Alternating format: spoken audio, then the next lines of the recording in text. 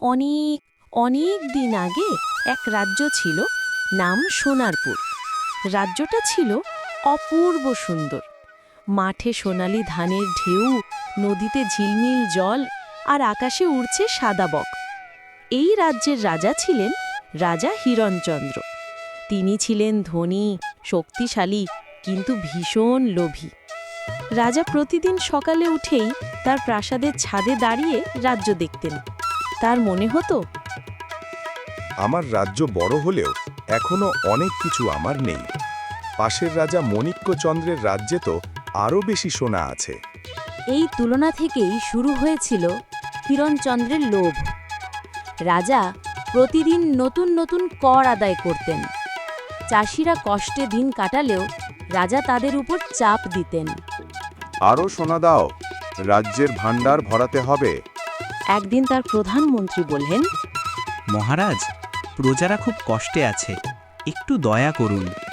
কিন্তু রাজা চেঁচিয়ে উঠলেন, দয়া দিয়ে রাজ্য চলে না, সোনা চাই, সোনা। এইভাবে রাজা ধীরে ধীরে প্রজাদের ভালোবাসা হারাতে লাগলেন।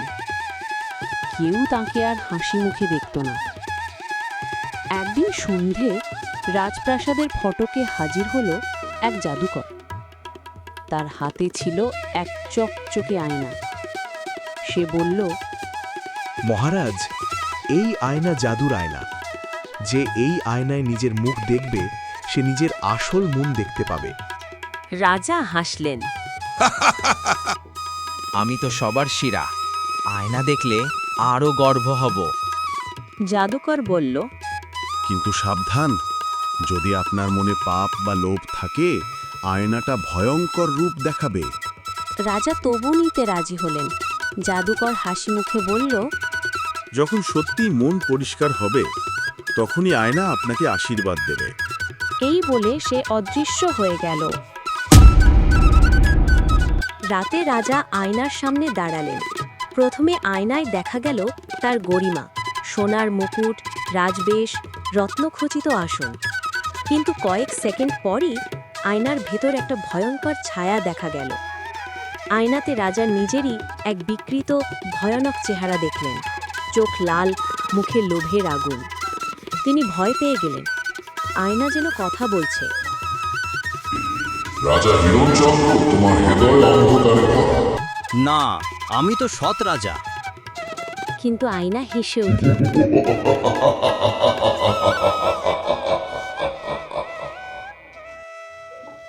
তুমি শুধু সোনা ভালোবাসো, মানুষ নয়।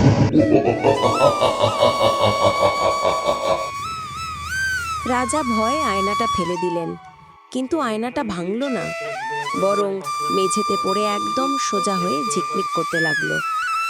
পরের দিন থেকেই রাজ্যে অদ্ভুত ঘটনা ঘটতে শুরু করলো। ধানের ক্ষেত শুকিয়ে গেল, নদী শুকিয়ে গেল, রাজ্যে ভয়ানক খরা দেখা দিল। প্রজারা বলল, এই সব রাজাধর্ম ভঙ্গের ফল। রাজা লোভে অন্ধ হয়ে গেছেন। রাজা তবু প্রাসাদে বসে ভাবছেন, এই দুর্ভিক্ষে যদি সবাই আমার কাছে আসে, আমি বেশি সোনা নিতে পারবো। কিন্তু তিনি বুঝলেন না, আসলে সেই জাদুর আয়না রাজ্যটাকে ধীরে ধীরে অভিশপ্ত করে ফেলছে। রাজার একমাত্র কন্যা রাজকুমারী রূপসী ছিলেন সবার প্রিয়। তিনি দয়ালু, প্রজাদের বন্ধু আর মায়ের মতো মমতাময়ী। রূপসী দেখলেন রাজার আগের মতো নেই। তিনি বাবার ঘরে গিয়ে বললেন, পিতাশ্রী, আপনি এমন কেন হচ্ছেন? আপনার মুখে আর হাসি দেখি না। রাজা বললেন, আমি সুখী হব যখন পুরো পৃথিবীর সোনা আমার হবে। রূপসী শান্ত গলায় বললেন, সোনা নয়, ভালোবাসাই আসল ধন। কিন্তু রাজা মানতে পারল না। রূপসী একদিন সেই আয়নাটা খুঁজে পেলেন। তিনি আয়নায় মুখ দেখলেন। অদ্ভুত, আয়নায় দেখা গেল তার মুখ থেকে আলো বেরোচ্ছে, চারপাশ আলোকিত হয়ে উঠছে। আয়নাটা বলল, তুমি পবিত্র, তোমার হৃদয় পরিষ্কার, তুমি রাজ্য বাঁচাতে পারবে।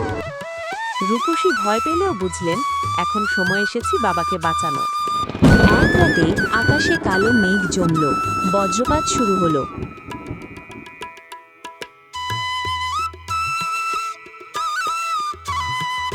রূপসী দৌড়ে বাবার ঘরে গেলেন। রাজা তখন আবার আয়নায় তাকিয়ে আছেন। এবার আয়নায় তার চারপাশে আগুন জ্বলছে। রূপসী চিৎকার করে বললেন, পিতাশ্রী, থামুন, আপনার লোভেই রাজ্য পুড়ে যাচ্ছে।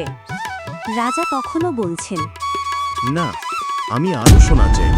হঠাৎ প্রাসাদের নিচ থেকে ভয়ানক শব্দ হলো।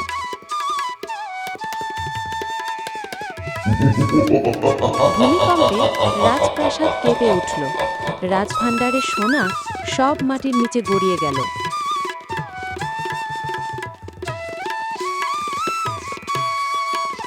সবকিছু হারিয়ে রাজা হাঁটু গেড়ে বসে পড়লেন। রূপসী তার পাশে এসে বললেন, বাবা, এখনো সময় আছে। যদি আপনি অনুতপ্ত হন, আয়না ক্ষমা করবে। রাজা কাঁদতে লাগলেন। আমি ভুল করেছি। আমি মানুষ ভুলে সোনা ভালোবেসেছি। তিনি সেই আয়নাটা হাতে নিলেন। এইবার আয়নায় তার মুখে ধীরে ধীরে এক শান্ত আলোর ঝিলিক দেখা গেল। আয়নাটা বলল, তুমি লোভ ছেড়েছ, তাই মুক্তি পেলে। সঙ্গে সঙ্গে আকাশ থেকে বৃষ্টি নামল।